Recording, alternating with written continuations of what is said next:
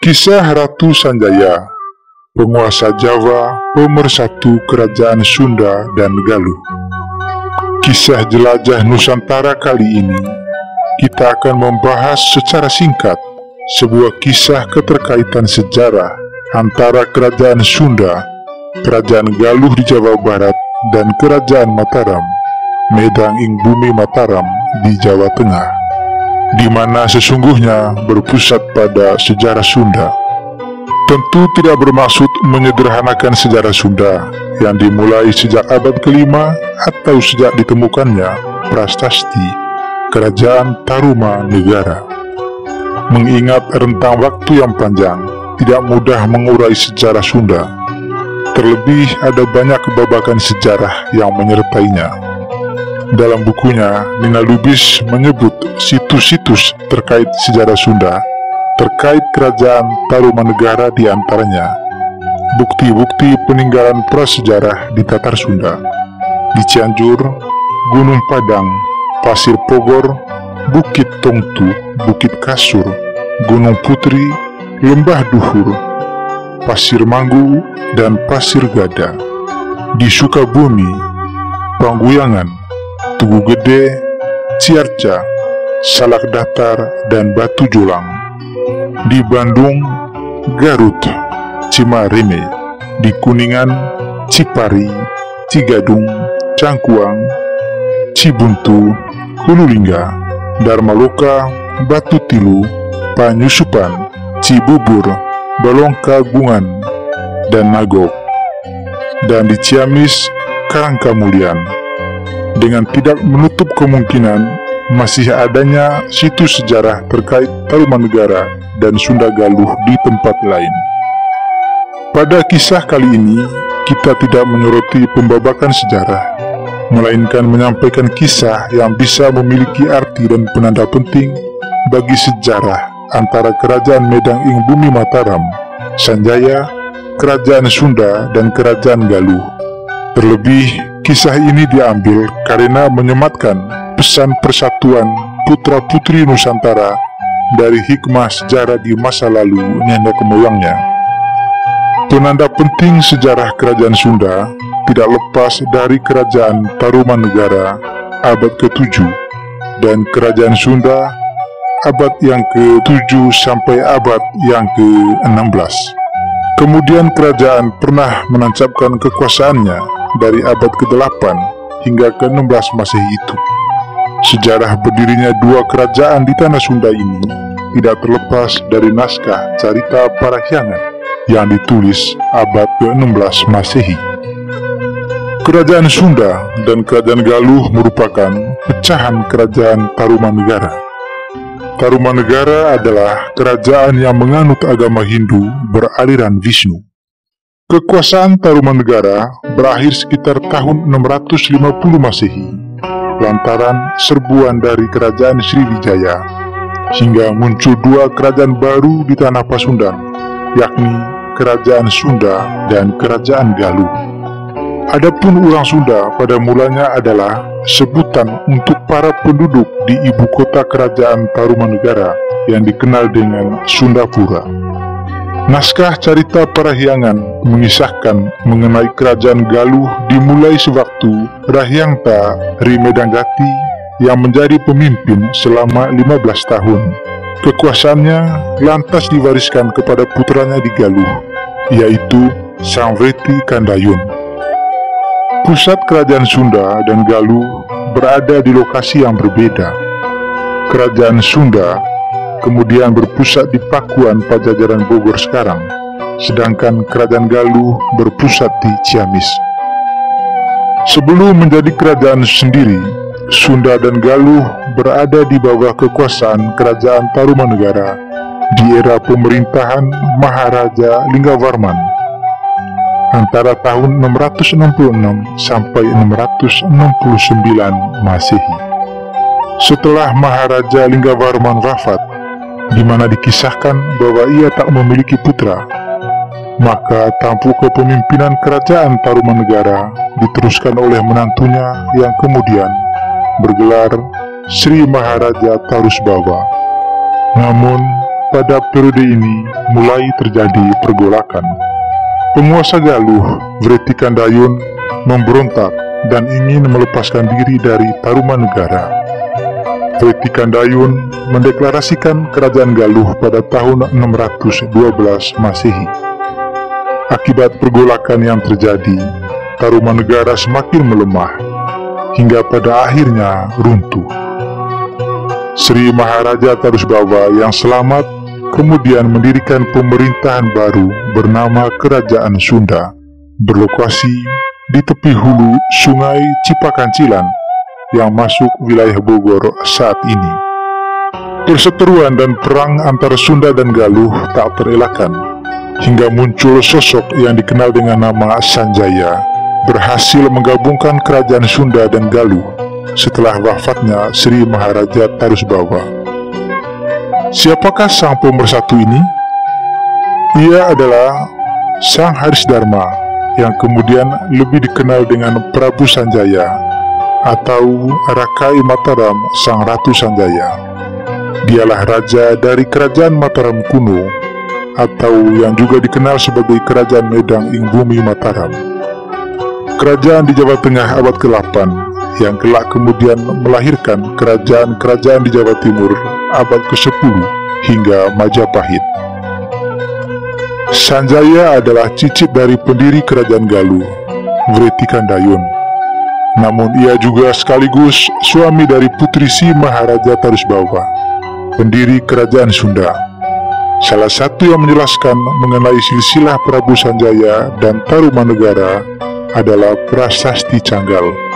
Prasasti ini ditemukan di halaman Pecandian Gunung Wukir, Magelang, yang diketahui bertahun 654 Saka atau 732 Masehi, di mana dalam prasasti tersebut terdapat nama Raja Sanjaya beserta silsilahnya.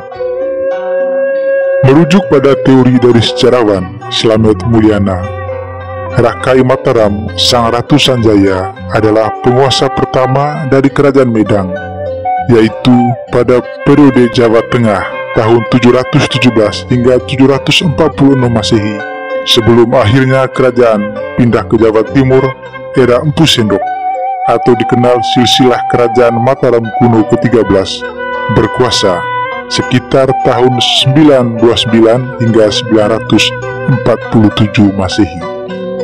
Dengan gelar Sri Maharaja Rakai Hino Sri Isana Vikrama Darmotunggadewa, Empu Sendok dikatakan sebagai pendiri dari dinasti baru yang bernama Wangsa Isana. Hingga era Dharma Wangsa Teguh atau Sri Maharaja Isana Dharma Wangsa Teguh Ananta Vikramotunggadewa, yang merupakan mertua dari Raja Erlangga. Kembali ke Sanjaya, nama Sanjaya banyak disebut-sebut dalam Prasasti Canggal dan Prasasti Mantiasih, juga disebutkan dalam teks dari naskah carita Parahyangan. Dalam Prasasti Canggal disebutkan bahwa sebelum Ratu Sanjaya berkuasa, telah ada penguasa sebelumnya yang bernama Sana yang berkuasa di Pulau Jawa. Setelah Sana mangkat akibat gugur saat diserang musuh, keadaan Pulau Jawa menjadi kacau. Sanjaya, anak dari Sanaha, yaitu saudara perempuan dari Raja Sana, kemudian dia tampil sebagai raja. Sanjaya dengan gagah berani mampu mengalahkan raja-raja lainnya di sekitarnya hingga Pulau Jawa kembali damai. Adapun dalam Prasasti Mantiasih menyebut bahwa Sanjaya adalah raja pertama dari Kerajaan Medang. Berarti Rahyangta I Medang dalam isi Prasasti Banua Tengah III tak lain adalah Sanjaya itu sendiri. Sanjaya juga merupakan cucu dari Ratu Sima yang memimpin Kerajaan Kalingga yang disebutkan berpusat di Jepara, Jawa Tengah. Disebutkan Sanjaya pun memimpin Kalingga sepeninggal Ratu Sima dan kemudian mendirikan Kerajaan Mataram kuno. Karena harus bertahta di Kerajaan Kalingga, Sanjaya menyerahkan tampuk kekuasaan Sunda Galuh kepada putranya yang bernama Rakyaan Panaraban. Namun, dalam kisah lain disebut bahwa Sanjaya sendiri sempat menjadi raja di Galuh kuno, tapi kemudian diserahkan ke saudaranya. Sanjaya yang masa mudanya dikenal sebagai Sang Haris Dharma. Seperti namanya Sanjaya, berarti selamanya berjaya. Dalam kisah lain, Sanjaya dikenal sebagai Raja Galuh yang menguasai seluruh Jawa. Sanjaya disebut juga mewarisi tahta dari Sana, Raja Kerajaan Galuh, dan mampu mendamaikan perseteruan antara Kerajaan Galuh dan Kerajaan Sunda, yang secara logis dengan mempertimbangkan era saat itu tentu sekaligus bisa menjadi Raja Kerajaan Sunda, mengingat ia berkuasa dan di dalam dirinya ada garis Galuh sekaligus ada garis Sunda. Namun, Sanjaya lebih memilih mendirikan sebuah kerajaan baru, Mataram kuno, atau Medang Ing Bumi Mataram. Kisah ini kemudian hari mirip dengan kejadian pada akhir abad ke-13, di mana Raden Wijaya mewarisi tahta Kertanegara, raja terakhir Singosari, sebagai mertuanya. Tetapi Raden Wijaya justru mendirikan sebuah kerajaan baru bernama Majapahit. Benarkah sejarah selalu berulang? Jika demikian, tentu kejayaan Nusantara bisa kembali lagi.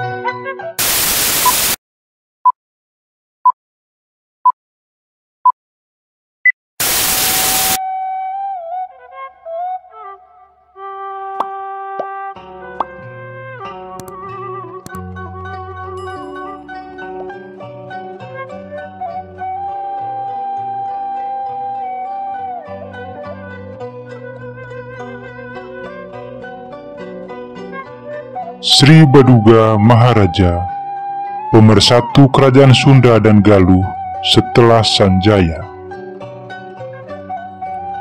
Haryang Banga sedih mengetahui ibunya Dewi Pangranjop ditangkap oleh saudaranya Ciung Wanara karena dianggap telah berbuat sewenang-wenang terhadap Ciung Wanara dan ibundanya. Ia pun menyusun kekuatan untuk mengumpulkan prajurit untuk melawan adiknya Ciung Wanara. Pertarungan sesama saudara pun berlangsung sengit, dan karena kesaktian yang dimiliki oleh keduanya imbang, maka pertarungan itu pun berlangsung lama. Keduanya pangeran yang sangat kuat dan sakti. Haryang Banga, Ciung Wanara, hentikan pertarungan kalian, ucap Raja Permana di Kusuma melerai pertarungan. Hentikan pertarungan ini, Pamali. Tidak boleh bertempur melawan saudara sendiri. Kalian adalah saudara. Kalian berdua adalah anak-anakku dan akan memerintah di negeri ini. Engkau Ciung Wanara akan memerintah di Galuh, sedangkan engkau Haryang Banga memerintah di wilayah timur Sungai Brebes sebagai kerajaan baru. Dan sungai ini menjadi tanda dan berubah namanya dari Sungai Brebes menjadi Sungai Pamali atau Cipamali sebagai tanda bahwa bertarung dengan sesama saudara sendiri adalah pamali atau tabu. Haryang Banga, sang kakak, kemudian pindah ke arah timur, yang dalam beberapa versi kisah kemudian dikenal sebagai Jaka Sesuruh, yang kemudian melahirkan sebagian penguasa di timur Jawa. Sedangkan Ciung Wanara memerintah kerajaan Galuh dengan sebagian rakyatnya kemudian dikenal sebagai orang Sunda. Ini adalah salah satu versi kisah perseteruan antara kakak beradik Haryang Banga dan Ciung Wanara. Adapun versi kisah lain menceritakan bahwa kisah pertarungan antara Haryang Banga dan Ciung Wanara adalah pertarungan antara kerajaan Sunda dan kerajaan Galuh yang kedua, setelah sebelumnya pecah pasca Tarumanegara dan sudah berhasil dipersatukan oleh Ratu Sanjaya, sebagaimana telah dikisahkan di channel ini sebelumnya. Dikisahkan, saat itu di bawah pemerintahan Rakyat Panaraban, putra Ratu Sanjaya Mataram kuno di Jawa Tengah, Kerajaan Sunda Galuh kembali terpecah. Pada tahun 739 Masehi, Ratu Panaraban akhirnya membagi kekuasaan kepada kedua putranya, yaitu Ciungwanara dan Haryambanga, yang berarti dalam alur kisah ini maka keduanya adalah cucu dari Ratu Sanjaya. Sang Manarah atau Ciungwanara berkuasa di Kerajaan Galuh, dan Sang Bangga atau Haryambanga mendapatkan singgasana kekuasaan di Kerajaan Sunda. Berabad-abad lamanya, dua kerajaan bersaudara ini menjalani hidup masing-masing atau terpisah, hingga akhirnya pada tahun 1482 Masehi, Kerajaan Sunda dan Galuh dapat bersatu kembali berkat terjadinya pernikahan antara Jayadewata dari Kerajaan Galuh dengan Ambedkasi dari Kerajaan Sunda. Sunda dan Galuh akhirnya kembali bersatu di bawah pimpinan Prabu Jayadewata yang memiliki gelar Sri Baduga Maharaja, memerintah pada tahun 1482 Masehi hingga 1521 Masehi.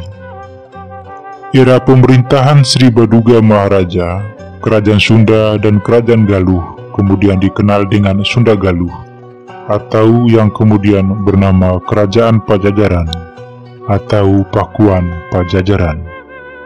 Namun pada tahun 1579, Kerajaan Sunda Galuh atau Pakuan Pajajaran ini diserang oleh Kesultanan Banten, di mana kerajaan baru bercorak Kesultanan Islam ini telah membuat Pajajaran sebagai imperium di wilayah tanah Pasundan harus mengakhiri sejarahnya yang panjang.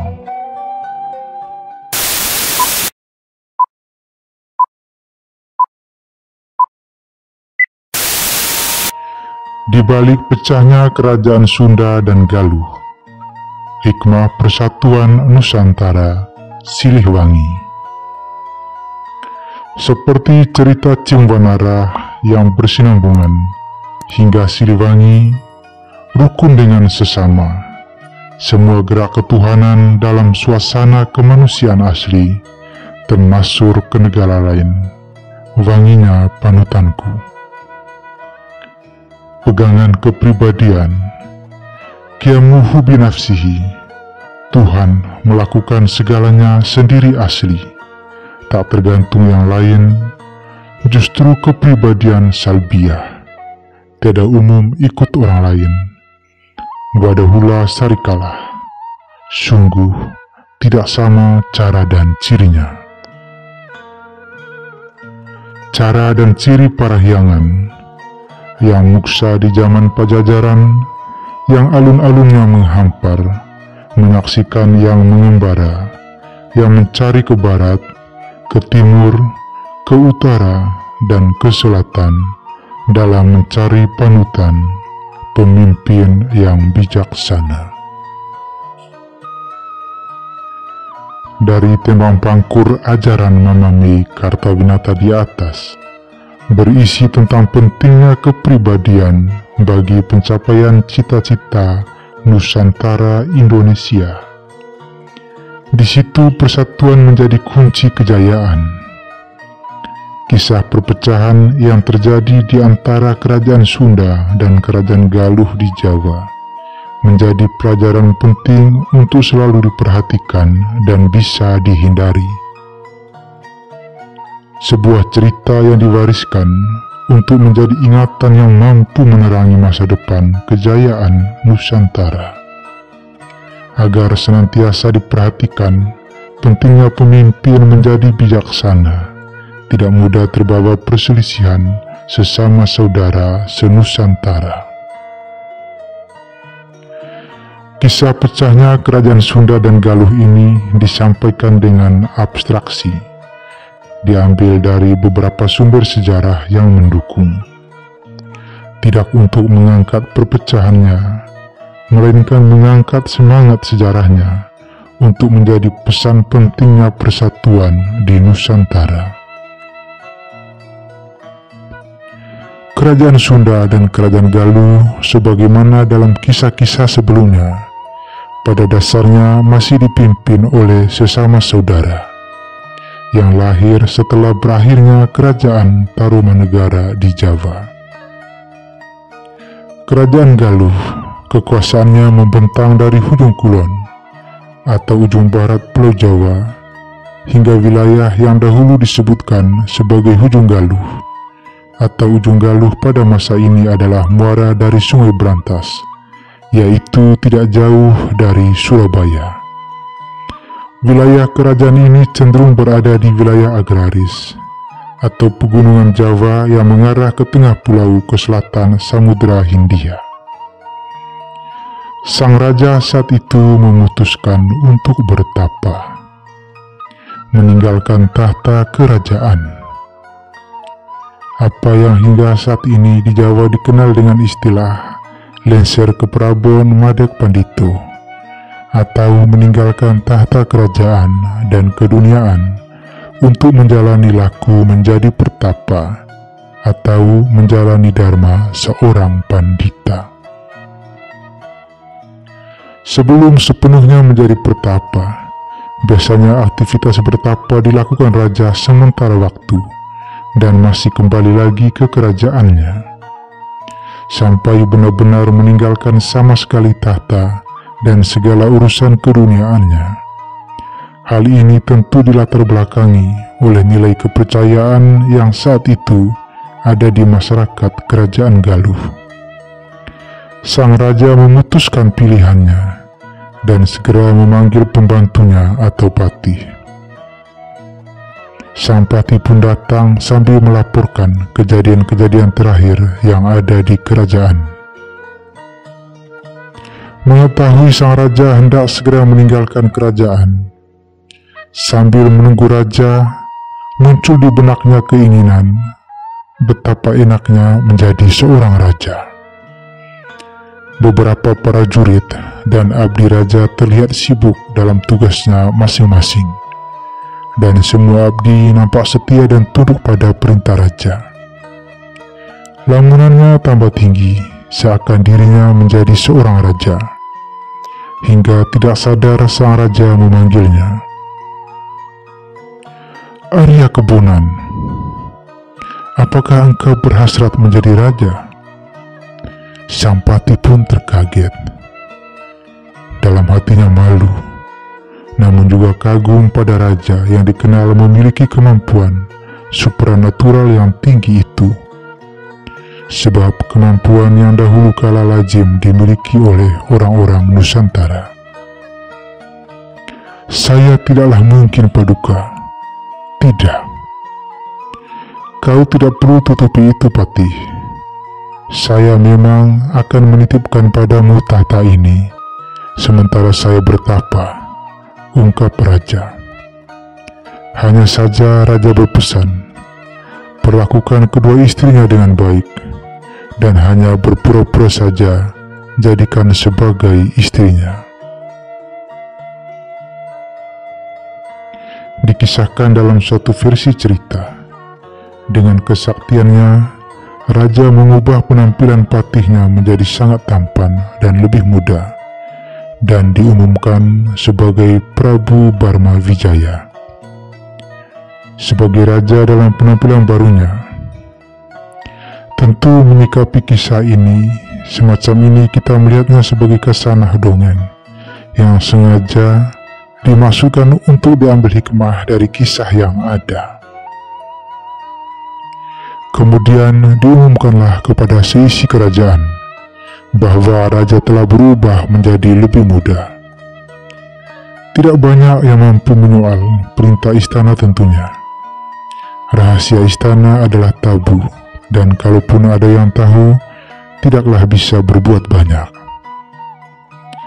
Raja sesungguhnya pergi bertapa. Namun, ada satu orang yang tak percaya kejadian itu. Beliau adalah Uva Batara Lengser, yang juga dikenal sakti. Ia mampu mengetahui perjanjian sela rahasia antara raja dan menteri tersebut. Dan dalam perjalanannya, Sang Prabu Barmawijaya menjadi berlebihan perilakunya, bahkan mempermalukan Uva Batara Lengser. Dia juga sering memperlakukan kedua ratu dengan kasar, hingga rencana jahat muncul dalam hati Raja Penyelang atau Raja Sementara yang telah mengetahui kedua istri raja yang asli sedang hamil. Bahkan dikisahkan ada peristiwa aneh di mana suatu ketika ada janin yang ada dalam kandungan salah satu istri raja yang bisa berbicara kepada Raja Penyelang itu. Peristiwa aneh janin yang dapat bicara itu membuat Raja Penyelang sangat marah, dan ia takut akan kehilangan kekuasaannya yang membuatnya dipenuhi kesenangan. Ia pun berusaha untuk dapat menyingkirkan janin itu. Raja Penyelang mengatur siasat, mengadu domba kedua ratu terkait siapa yang akan menjadi penguasa berikutnya. Dengan menggunakan tekanan kekuasaannya, ia menjalankan siasatnya. Konon salah satu istri raja akhirnya, Dewi Pengrenyep, mengikuti perintahnya untuk menukar bayi yang akan lahir dari istri yang satunya, Dewi Naganingrum, dengan seekor anjing dan melemparkan bayi aslinya ke sungai Citandui. Intrik yang dilakukan Raja Penyelang begitu kejam. Dewi Naganingrum difitnah telah melahirkan seekor anjing, sementara bayi aslinya dimasukkan dalam keranjang, dihanyutkan ke sungai. Diperintahkanlah Uva Batara Lengser melaksanakan hukuman mati untuknya. Namun, ia membawa Dewi Naganingrum ke hutan dan tak sampai hati membunuhnya, sehingga disuruh tinggal di hutan dan dibikinkan gubuk. Sadar harus menyampaikan bukti kepada raja, ia membawa pakaian Dewi Naganingrum dengan dilumuri darah. Tahun demi tahun berjalan. Seorang pemuda tampan dan kuat hidup menjadi anak dari sepasang suami istri di tepi sungai Citandui. Sang pemuda itu ternyata adalah si bayi yang dibuang dari kerajaan dengan dihanyutkan ke sungai. Sepasang suami istri itu menemukan bayi hanyut dalam keranjang yang tertamban di bubu penangkap ikan mereka. Mereka pun merawatnya sebagai anak kandungnya hingga beranjak dewasa. Si pemuda yang ternyata adalah putra raja dari Dewi Naganingrum itu tumbuh cerdas. Ia seringkali senang sekali diajak berburu ke tengah hutan. Dia paling suka melihat banyak burung-burung dan monyet di hutan. Dari kesukaannya terhadap burung dan monyet itu, ia dipanggil dengan Ciung Wanara. Burung dinamakan Ciung dan monyet adalah Wanara. Postur tubuh dan perawakannya berbeda dari anak-anak desa pada umumnya, membuat Ciung Wanara dalam batinnya bertanya-tanya. Kedua orang tuanya mengetahui hal itu dan akhirnya menceritakan bahwa ia sebelumnya ditemukan hanyut di sungai di dalam keranjang, dan di keranjang itu ada sebutir telur. Kedua orang tuanya memintanya meneteskan telur itu dengan babon ayam yang didapat di hutan. Nampaknya ada orang penting yang sengaja menaruh telur itu sebagai penanda khusus atau sebuah pesan. Ciungwanara pun ingin mengetahui jati dirinya, hingga kedua orang tua pengasuhnya memintanya membawa serta telur yang ada di dalam keranjang bersamanya untuk diteteskan lebih dahulu. Berangkatlah ia ke hutan mencari babon ayam untuk meneteskan telur. Ciungwanara bersama telur itu pergi ke hutan. Di tengah hutan, ia kebingungan. Bagaimana ia bisa menemukan ayam di hutan? Ciungwanara bingung dan sedih. Hingga datanglah seekor naga yang ternyata adalah naga biru, jelmaan dari sang raja yang asli, ayah kandung dari Ciungwanara. Sang naga biru menawarkan diri untuk membantunya meneteskan telur ayam itu. Ciungwanara pun setuju dan meletakkan telur ayam itu di dekat naga. Tak lama telur itu menetas dan segera menjadi seekor ayam jantan yang kuat. Ia berterima kasih kepada naga biru tanpa mengetahui siapa sesungguhnya naga itu. Ia melanjutkan perjalanannya ke pusat kerajaan Galuh. Di ibu kota kerajaan Galuh, ramai sabung ayam dan dianggap sebagai acara yang agung karena Raja Barmawijaya sangat menyukainya. Raja penyelang Barmawijaya mempunyai ayam jago, terkenal tak bisa dikalahkan. Karena tak ada yang pernah bisa mengalahkan ayam jago sang raja, ia pun menjadi sangat lupa diri, bahkan mengumumkan ke segenap kerajaan bahwa barang siapa yang bisa mengalahkan ayamnya, maka permintaan apapun akan dikabulkannya. Ciungwanara pun sama. Ia sangat menyukai permainan sabung ayam di kota Raja Galuh, tempat yang baru didatanginya itu. Ia mengadu ayamnya setiap ada peristiwa sabung ayam, dan selalu menang, hingga terkenal di seluruh negeri tentang seorang muda yang selalu menang sabung ayam. Kabar itu pun sampai di dalam istana, diketahui oleh raja dan para penggawanya. Raja kemudian memerintahkan Uva Batara Lengser mencari anak muda itu. Akhirnya Uva Batara Lengser menemukan Ciungwanara, dan seketika ia bisa mengenali bahwa Ciungwanara adalah sang pangeran, putra dari Dewi Naganingrum, terutama dari keranjang yang dibawa Ciungwanara. Uva Batara Lengser pun memberitahu Ciungwanara siapa dia sesungguhnya dan apa yang dialami oleh ibunya. Ciungwanara sedih mengetahui semuanya.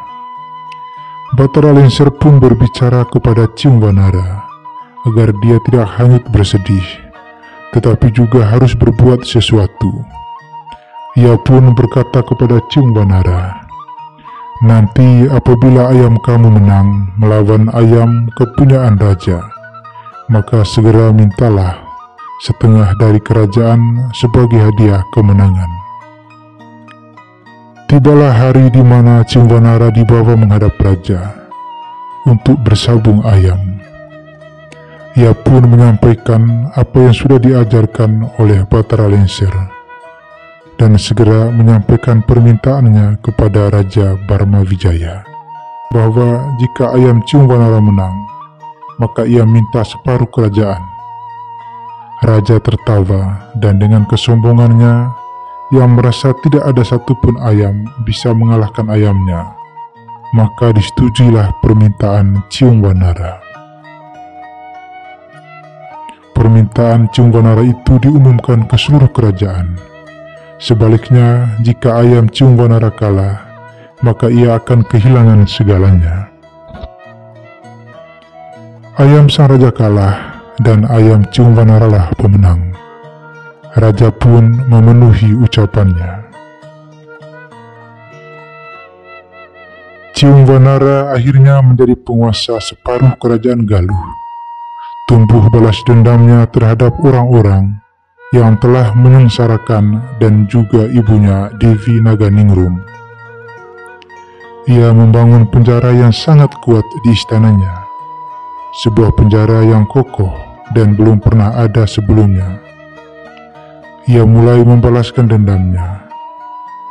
Ia undang Raja Barmawijaya dan Devi Pangrenyep untuk dipameri penjara barunya dan untuk memeriksa penjara itu. Ketika mereka telah ada di dalam, saat memeriksa, seketika itu Ciumvanara menutupnya. Ia pun mengumumkan bahwa kedua orang itu telah berbuat jahat kepadanya sehingga layak dipenjara. Lama berjalan waktu, tak terasa Devi Pangrenyep ternyata juga memiliki seorang putra. Ia juga seorang pangeran keturunan raja yang asli, sama seperti Ciumvanara. Ia dan Ciumvanara satu ayah lain ibu. Ia adalah Haryang Bima. Haryang Bima, putra Devi Pangrenyep, mengetahui bahwa ibunya telah dijebak dan dipenjara oleh Ciumvanara, yang kini sudah menjadi raja di kerajaan Galuh. Ciumvanara menjadi penguasa bukan saja atas separuh kerajaan Galuh. Ia berkuasa penuh atas seluruh kerajaan.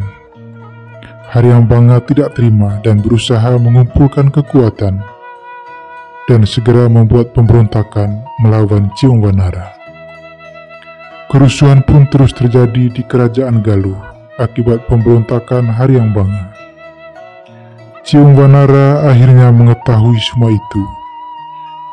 Ia menantang Haryang Banga perang tanding. Pertempuran antara kedua saudara pun terjadi. Masing-masing telah memiliki pendukungnya.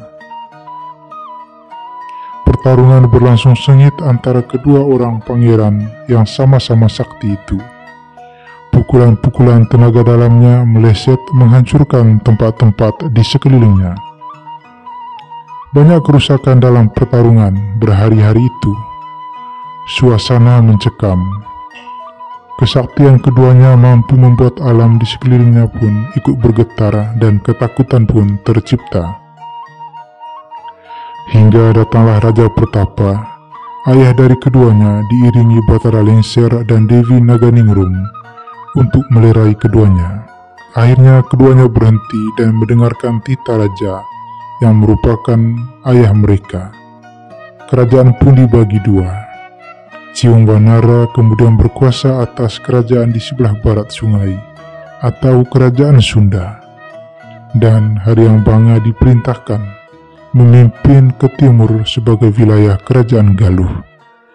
Perseteruan kerajaan Sunda dan Galuh pun berlangsung lama, baik sebelumnya maupun sesudahnya, hingga kelak kemudian berhasil disatukan oleh Prabu Siliwangi. Tak heran di Tatar Sunda dipegang teguh ajaran untuk Siliwangi atau Silih Wewangian, agar senantiasa bersatu dan saling mengharumkan nama baik sesama, saudara satu sama lain. Sejarah perpecahan Nusantara selalu hasilkan kerusakan, dan persatuan adalah modal dari kejayaan Nusantara.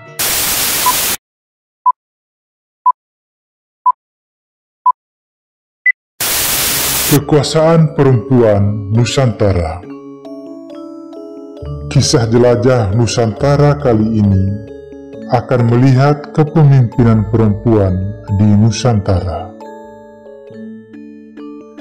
Jika dunia seperti Amerika Serikat baru akhir abad 19 ramai memperbincangkan kesetaraan gender, sedangkan di Nusantara kesamaan hak dan peran kaum perempuan dalam kepemimpinan publik sudah terbiasa.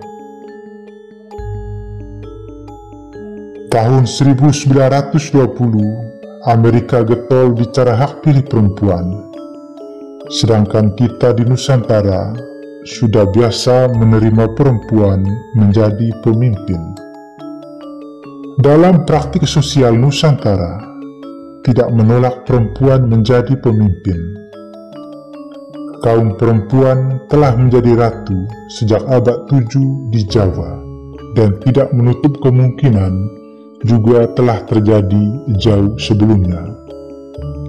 Bahkan di Tanah Minang, kekuasaan perempuan menguasai sistem kemasyarakatan dan melahirkan garis keturunan dari pihak ibu atau matriarki. Kedekatan bangsa Nusantara dengan kepemimpinan perempuan ini berlaku bukan hanya di dunia fisik. Di dunia kegaiban pun, Nusantara kental dengan sosok ratu perempuan.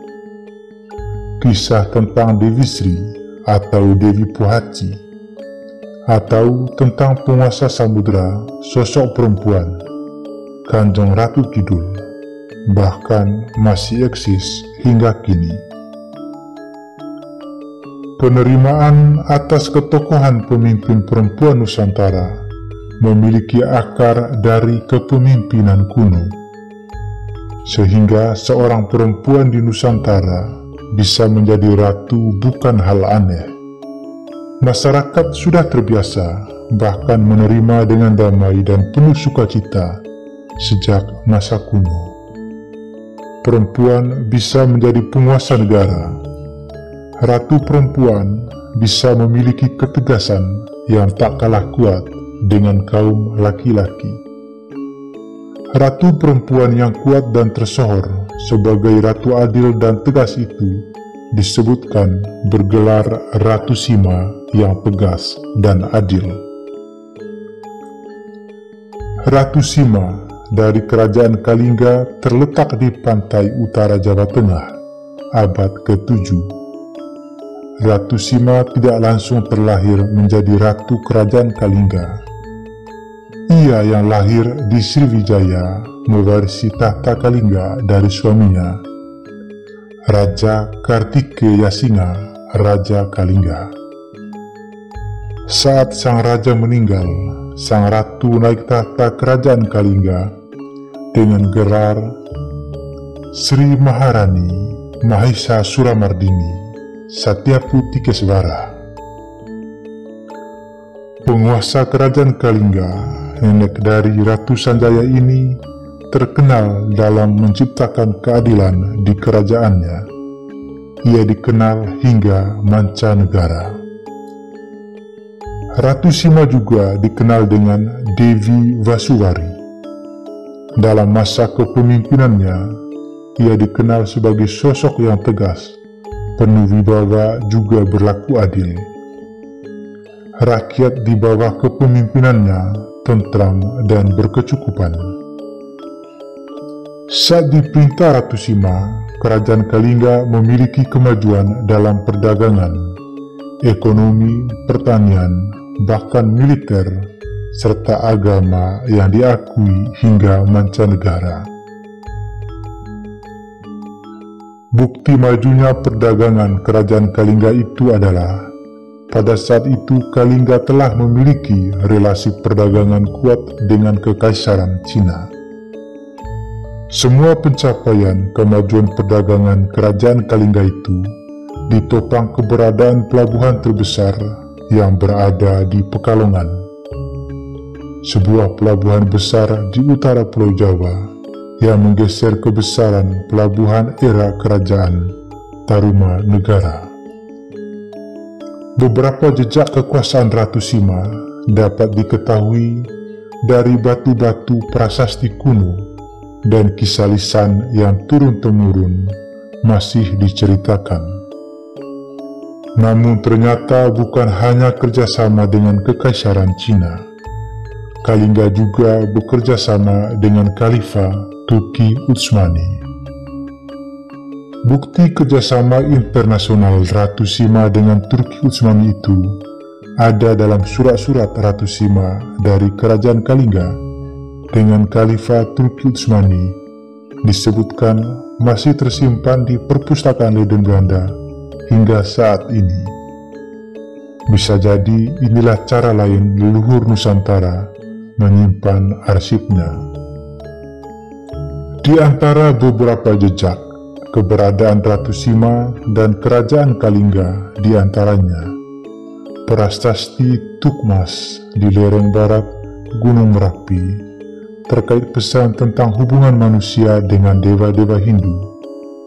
Prasasti Sojomerto ditemukan di desa Sojomerto, Jawa Tengah, berisi silsilah keluarga Dapunta Sailendra sebagai tokoh pencetus Kerajaan Kalingga. Candi Angin ditemukan di Kecamatan Keling, Kabupaten Jepara. Candi Bubrah di Desa Tempur, Jepara juga. Situs Puncak Songolikur, Gunung Muria. Beberapa situs lain di Jawa Tengah dan Jogja terkait warisan Kerajaan Medang in Mataram sebagai penerus Kerajaan Kalingga. Kisah ini sebagai sebatas penanda jejak keberadaan Nusantara, agar kita tidak lupa akan sejarah leluhur Nusantara. Terang mengetahui kisah di masa lalu dapat menjadi penerang masa depan menuju kejayaan Nusantara.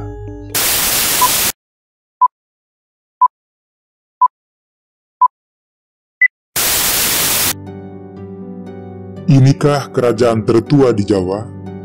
Bukan Tarumanegara. Sebuah batu besar bertuliskan simbol dan aksara Jawa kuno berada di tengah sungai. Sebuah prasasti tapak kaki raja yang menandai batas wilayah kekuasaan. Ini adalah sepasang telapak kaki paduka yang mulia Purnawarman yang berkuasa di daerah ini, Raja Taruma Laksana Wisnu. Begitulah gambaran prasasti Ciretun yang ditemukan di tempuran pertemuan Sungai Ciretun dengan Sungai Cisadane di sebelah utara kota Bogor saat ini. Penanda ini akan menjadi penting untuk kisah selanjutnya dari cerita ini.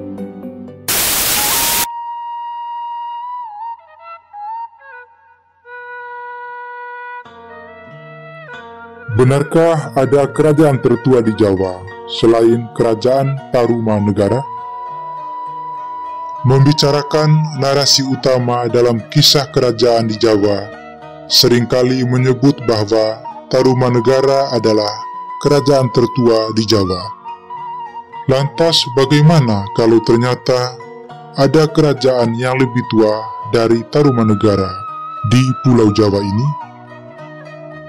Kisah ini sebagian besar diadaptasi dari karya Profesor Slamet Mulyana, yaitu Dari Holotan ke Jayakarta yang diterbitkan Yayasan Idayu tahun 1980. Dikisahkan pada permulaan abad kelima, tepatnya pada tahun 414, saat itu terdapat pendeta Fahian yang tak sengaja mendarat di Pulau Yawadi akibat kapalnya terbawa angin ribut dalam perjalanan Sri Lanka ke Kanton. Digambarkan olehnya, Pulau Jawa banyak dihuni Brahmana Hindu. Bahkan pemeluk Buddha pun belum banyak bisa dilihat. Termasuk juga sulit dijumpainya seorang Cina sekalipun pada saat itu. Lalu apa Yawadi yang disebutkan pendeta Fahian itu? Tak lain tak bukan adalah transliterasi Cina dari toponim Java Dwipa. Kira-kira begitu orang Cina dahulu menyebut Java Dwipa sebagai Yawadi. Keberadaan adanya sebuah kerajaan tua di Java Dwipa, selain dari kisah pendeta Fahian, juga dari sejarah lama dinasti Sun, kisaran 420 sampai 478 Masehi.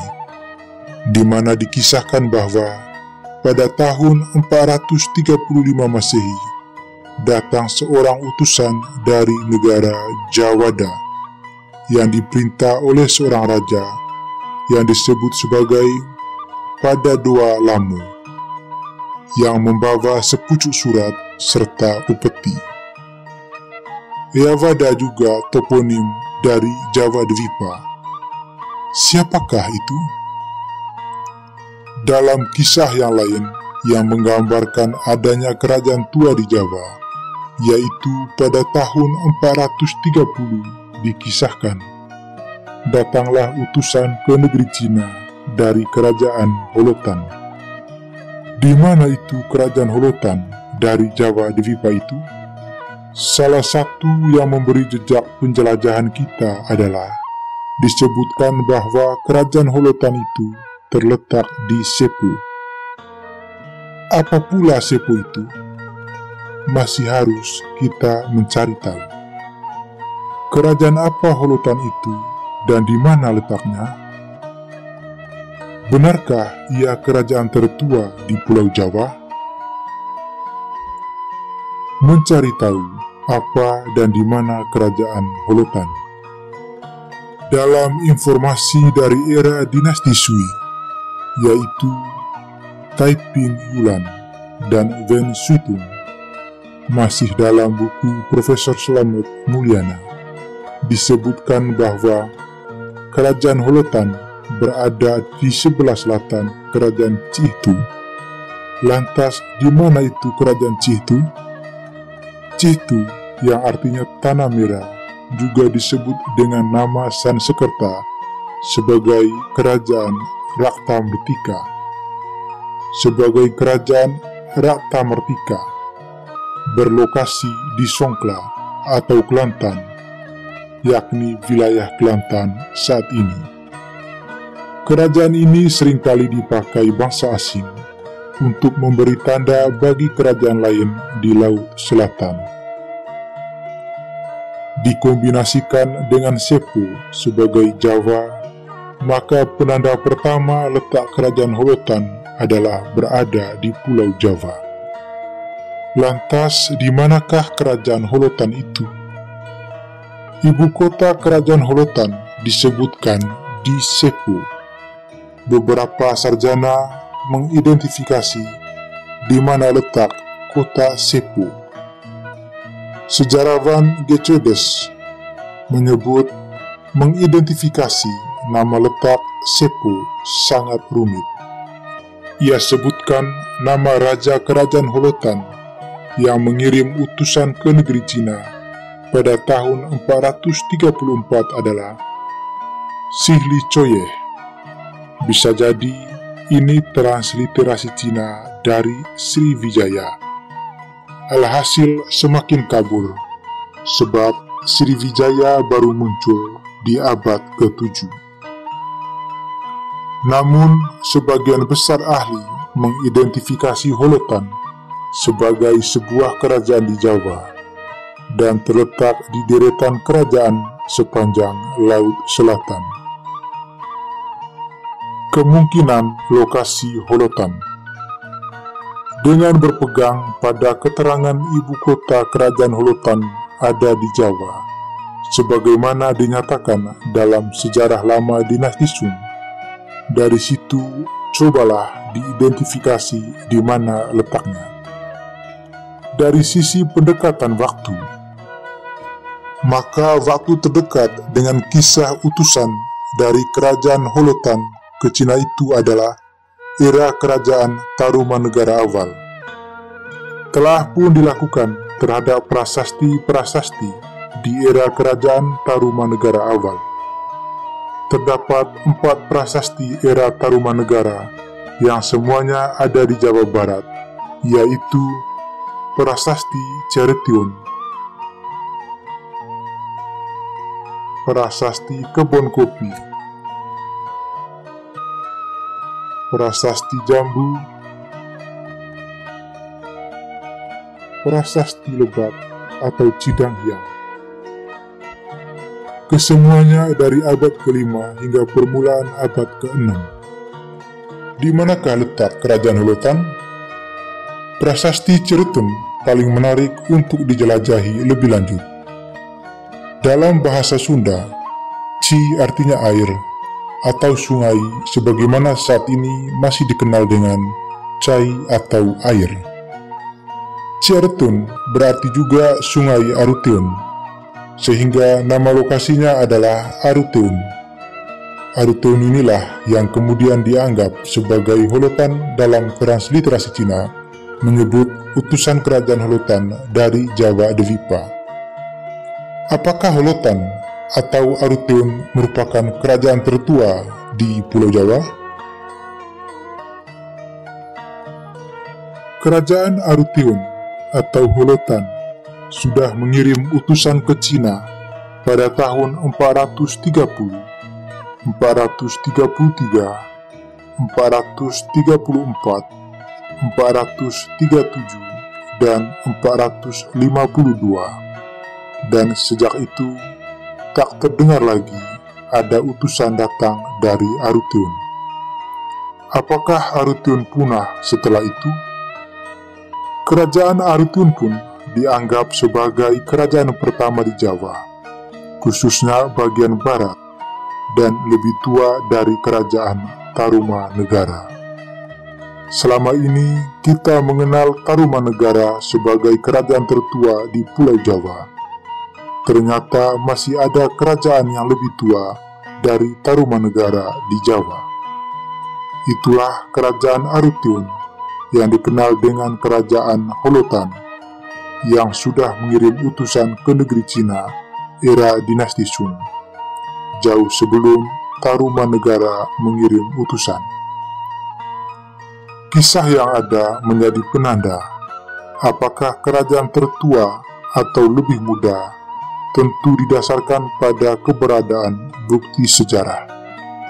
Berdasar temuan atau sudah diketahui bukti sejarah itu jugalah tidak menutup kemungkinan akan masih ada kerajaan lain di Nusantara yang lebih tua dari yang dikenal saat ini. Sejarah dapat menerangi masa depan. Salam Jaya Nusantara.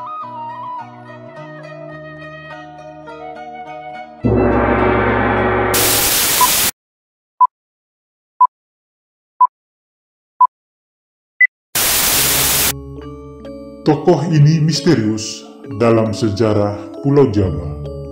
Bandung Bondowoso, keajaiban 1000 candi dibangun dalam semalam. Pada tayangan kali ini, kita akan membahas salah satu tokoh misterius dalam sejarah di Pulau Jawa. Siapakah dia? Dia adalah Bandung Bondowoso, kesatria tanah Jawa yang memiliki kesaktian membangun 1000 candi dalam semalam, yang konon karena dibantu oleh bangsa jin. Benarkah demikian adanya? Kisah Bandung Bondowoso masih memiliki kejanggalan hingga kini. Sebagai tokoh sejarah, Bandung Bondowoso cukup kontroversial. Ada yang menyebutnya negatif, namun ada juga yang mengaguminya. Kisah jelajah Nusantara kali ini tidak untuk mendukung versi-versi yang ada, tetapi dalam rangka melihat apa yang tersaji sebagai khasanah dongeng di Nusantara yang layak untuk diketahui dan diamati. Sebaran tulisan yang menceritakan cerita rakyat Bandung Bondowoso pun beragam. Dari sisi kemampuan membangun 1000 candi dalam semalam, kisah ini sangat menarik dan menjadi magnet tersendiri. Bahkan menyisakan keinginan tahu apakah kemampuan itu seperti kisah yang ada sebagai kesaktian menggerakkan bangsa jin, atau sesungguhnya memang ada kemampuan khusus yang melekat pada sosok Bandung Bondowoso ini dalam membangun candi yang barangkali ada satu golongan masyarakat yang diwakili sebagai memiliki kemampuan khusus. Di sisi lain, terdapat juga kisah yang bahkan menyebut Kesaktian Bandung Bondowoso dalam memerintah bangsa Jin itu diklaim sebagai ilmu warisan Nabi Sulaiman, yang memang dikenal sebagai seorang nabi yang dekat dengan bangsa Jin. Ini membuat semakin menarik, seakan dalam diri tokoh ini dibenci namun juga disukai. Salah satu narasi yang ada dari Bandung Bondowoso ini misalnya dalam cerita rakyat terkait Roro Jonggrang dan Candi Prambanan Jawa Tengah, sebagaimana dalam situs kemendikbud.go.id, di mana di situ seakan Bandung Bondowoso berada sebagai tokoh antagonis. Ia diceritakan berlaku semena-mena serta mengancam kerajaan di Prambanan kala itu dan membunuh penguasanya, yaitu Prabu Boku. Bahkan dalam beberapa kisah epik yang ada diceritakan ingin memaksa menikahi putri Prabu Boku, yaitu Roro Jonggrang. Sedangkan Roro Jonggrang menolaknya dengan membuat banyak syarat berat agar ia tak bisa memenuhinya dan batal menikahi Roro Jonggrang. Syarat berat itu adalah membangun 1000 candi. Sang putri berpikir Bandung Bondowoso tak akan sanggup memenuhi permintaannya itu. Namun, ternyata karena kesaktiannya yang mampu menggerakkan pasukan dari bangsa Jin atau makhluk halus, atau kalau dalam bahasa Jawa disebut lelembut, ia bisa melakukannya. Namun, sayang 1000 sayang, sebelum hampir berhasil menyelesaikan permintaan Roro Jonggrang membangun 1000 candi, Roro Jonggrang meminta para pembantunya untuk membunyikan lesung atau alat penumbuk padi sehingga ayam-ayam berkokok, karena kebiasaan jika lesung berbunyi menandai hari sudah pagi, ayam-ayam pun berkokok. Karena kokok ayam itu pun menjadikan para bangsa Jin mengira pekerjaannya sudah harus selesai, oleh karena sudah pagi dan mereka harus kembali ke alamnya. Dalam kisah yang berbeda, Bandung Bondowoso justru disebutkan sebagai seorang pangeran yang tampan, putra dari Raja Pengging, Prabu Damarmoyo. Prambanan merupakan kerajaan bawahan dari Pengging yang diperintah oleh seorang penguasa yang kejam bernama Prabu Boku dengan seorang patih raksasa yang sakti mandraguna bernama Gupala. Penguasa raksasa Prambanan sering mengambil anak bayi untuk dimangsanya, hingga suatu ketika didapatkannya bayi laki-laki putra dari Prabu Damarmoyo. Namun, urung bayi tersebut dibunuhnya, malah akhirnya dibesarkan di kerajaan Prambanan. Hingga suatu saat bayi itu tumbuh menjadi besar dan akhirnya tahu bahwa ia merupakan anak dari Prabu Damarmoyo dari kerajaan Pengging. Namun kerajaan ini pun misterius dan menunjukkan bahwa cerita rakyat ini seperti dibuat untuk mengaburkan kenyataan yang sesungguhnya terkait dengan sejarah di Pulau Jawa. Setelah berhasil menaklukkan kerajaan Prambanan dan membunuh Prabu Boku dan pati saktinya, Gupala, Bandung Bondowoso berniat menikahi putri Roro Jonggrang. Namun ia mendapatkan syarat untuk membangun 1000 candi dalam semalam. Syarat yang hampir mustahil dilakukan, namun ternyata bisa dikerjakan. Namun baru sampai 999 candi pasukan bangsa Jin yang konon digerakkan oleh Bandung Bondowoso dalam membangun candi dibuat berhenti oleh Roro Jonggrang yang meminta pembantunya menyalakan jerami dan menumbuk padi. Menyaksikan semuanya, pasukan bangsa Jin dikisahkan kabur dan Bandung Bondowoso gagal mendapatkan Roro Jonggrang. Kesal dengan kejadian itu, Bandung Bondowoso berkata kepada Roro Jonggrang bahwa candi itu kurang satu, dan engkaulah candi yang ke-1000 dan berubahlah Roro Jonggrang menjadi batu candi. Ada yang menarik dan misterius kisah Bandung Bondowoso ini. Sebagaimana lazimnya cerita rakyat, biasanya dibuat untuk menyampaikan pesan tertentu, sekaligus untuk semacam menutupi suatu kejadian yang terkait dengan rahasia suatu kekuasaan. Dalam cerita lain yang beredar, Bandung Bondowoso dianggap pemimpin dari orang-orang Kalang di Jawa. Orang-orang Kalang ini dianggap mumpuni dalam membangun candi, namun memiliki agamanya atau kepercayaannya sendiri yang tidak sama dengan kepercayaan Siwa yang mayoritas berkembang pada saat itu. Bandung Bondowoso bahkan dikisahkan sebagai pemimpin kepercayaan atau agama lokal Kalang itu. Mungkinkah jika kisah itu benar, maka sesungguhnya ada pertarungan pengaruh kepercayaan pada saat itu? Tentu dibutuhkan riset dan penelitian sejarah yang lebih objektif lagi dengan didukung bukti-bukti sejarah yang ada. Hitam atau putihnya sejarah penting untuk disikapi dengan bijak agar lebih mampu menerangi masa depan. Salam Jaya Nusantara.